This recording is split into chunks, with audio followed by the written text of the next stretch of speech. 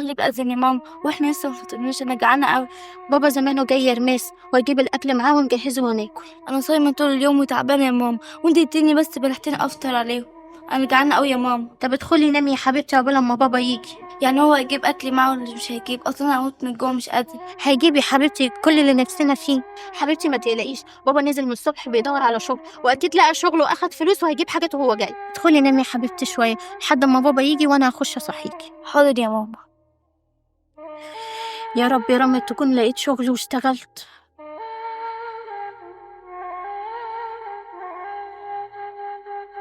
اهو رامي وصل اهو، الحمد لله.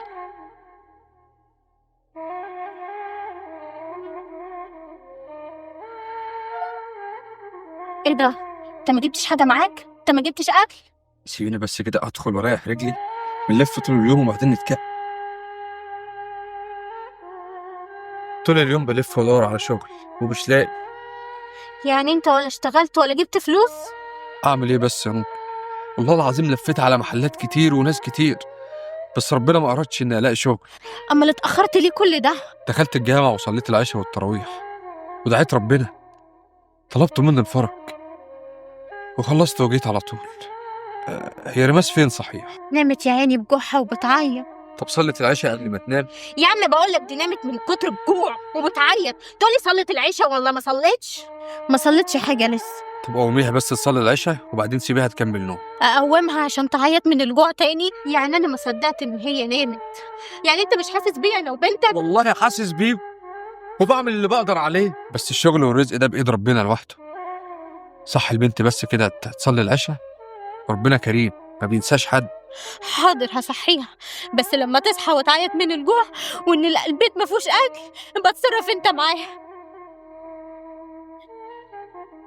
بنت تصحى بس وتصلي العشاء وربنا ان شاء الله يدبر الامور.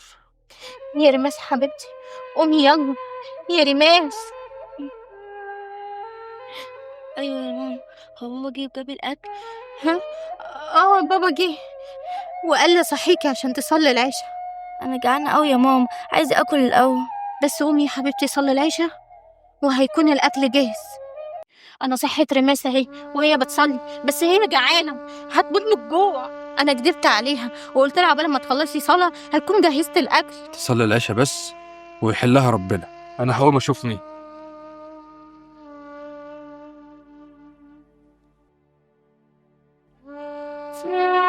مساء الفل يا فندم. سنتين كل سنة وانت طيبين. وفضلت طيبة. انت مين؟ بص يا فندم، أنا مدام مروة، صاحبة العمارة دي وشركة مروة العقارات. ممكن حضرتك أدخل؟ اتفضل. ميرسي. بص أنا جايبة لكم شوية أكل شوية حاجات، بس والله ما حد يعني حاجات كويسة ما حدش قالوا عليها والله. هو حد قال لحضرتك ان انا محتاج اكل ولا حاجة؟ خد الاكل يا رامي واحنا لاقيين مصدقنا. هو ما حدش قال لي حاجة. هو أنا كنت متفقة مع ناس نتكلم في شغل على الفطار واختلفنا وخدوا بعضهم ومشوا، فأنا قلت الأكل ده وطلعه لله.